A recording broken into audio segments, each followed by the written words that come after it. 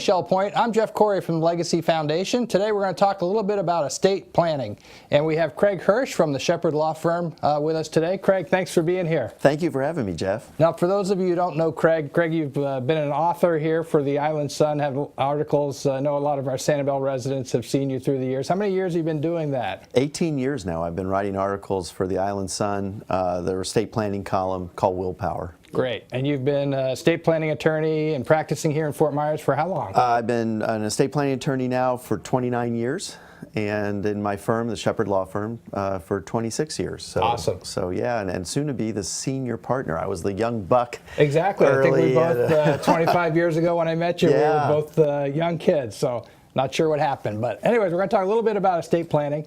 And I have some questions for you. We're just going to do a little potpourri of five estate planning mistakes to avoid. Okay. Okay, so my first question for you is, or a mistake not to avoid is not having a comprehensive estate plan. Yeah. Well, obviously, we want to make sure that we have a will at least, or a revocable trust. You'll probably ask me about that in just a minute or two. Power of attorney is very, very important. If we become disabled, a lot of people think of power of attorney as something that you use at death, but that's your will or your trust. The power of attorney, of course, is if they need the Legacy Foundation, for example, to write your bills, and if you can't do it for yourself, write your checks, pay your bills. Mm-hmm. Healthcare surrogate, of course, is a part of a comprehensive estate plan. We want to make sure that someone's designated to make healthcare decisions for you in case you can't do so for yourself. And then the living will is a very important document. That's our right to die document, the document that allows us to designate if we want life support removed. Okay, so if you're looking to update your estate plan, you as the estate planning attorney would like to see all the documents, everything prepared at once, make sure they all coordinate, that sort of thing. Particularly for the residents that come from out of state, or they haven't updated even their Florida plan in a while, good idea to take a look at it. Okay, so that was my next question for you. Nice lead in there. Okay. Something to avoid, not updating your will. I know I've met with some residents that they say, hey, I haven't looked at my will in 20, 25 years. I assume that's something that you should look at regularly. Yeah, you know, one of the questions when I'm reading a resident's will, for example, and it says, well, I name as guardian over my children such and such, and you know, I say, well, are your children still minors? No, my son's 55 years old. Right. You know? I think that's a little bit out of date. It's time to take a look at the will. Yeah. Okay. What about out-of-state documents? Well, you know, every state has different laws, and that includes Florida.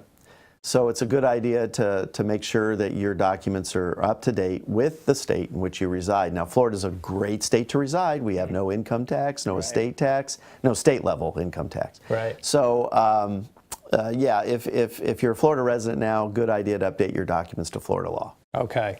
Next question, choosing the wrong executor or trustee, something you want to avoid. How do you decide who to choose to make those important decisions for you to carry out your wishes? Well, I wrote a book on that, Selecting Your Trustee. And if anyone wants a book, just contact my law office, 334-1141, 239-334-1141, and we'll be happy to get them a copy of that book. But so that's the subject of a whole book. But we want to make sure, generally speaking, that the party that you're naming has the time to do it, is responsible, is responsive.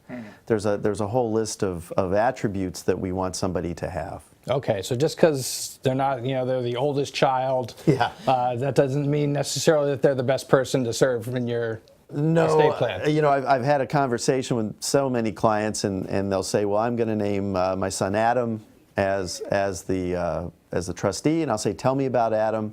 Well, Adam's been through 4 bankruptcies, and he's had some drug problems, and obviously you don't want to name Adam.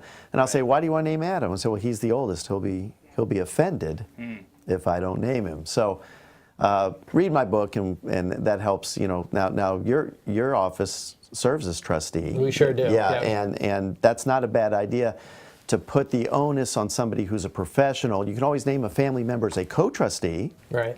But that way, at least you're not putting all the burdens on one person. Right. Yeah. Okay. Number 4, one of the things we want to avoid is not planning for incapacity or end-of-life issues. Right, and we touched upon that with the power of attorney, with the healthcare surrogate and the living will. Those are difficult issues to even think about. Right. Who wants to think about their incapacity? Who wants to think about if your lying in a hospital bed in a coma, irreversible coma. Those. But nevertheless, you don't want to be like Terri Schiavo. We all remember the Terri Schiavo case from about 15 years ago. She was up in the Clearwater, Dunedin area.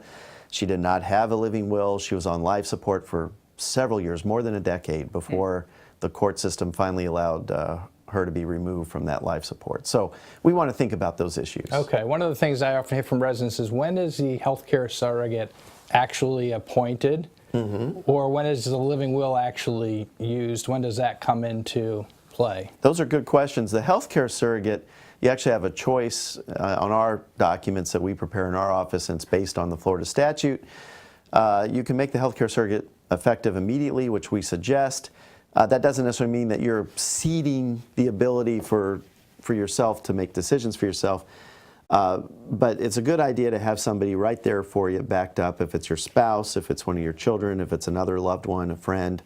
The living will, on the other hand, only applies when you've met the precondition under the statute, which is essentially you're at end-stage terminal condition, there's no hope of your recovery, 2 physicians have certified, your healthcare surrogate has also agreed, and there's no way for you to come back to a normal existence, and that's the threshold for a living will to apply. Okay, that's great information.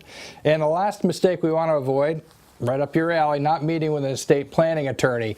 Now, I do get the occasional resident who said, I Googled wills and trusts, and I now have something here, and I want you to, I'm going to sign it and notarize it. What's wrong with taking your documents off of Google or some free service you find on the internet? This sounds self-serving, but I'll say this. Now, for almost anybody who's wealthy enough to reside here at Shell Point, an internet-based document prep is probably not enough for you.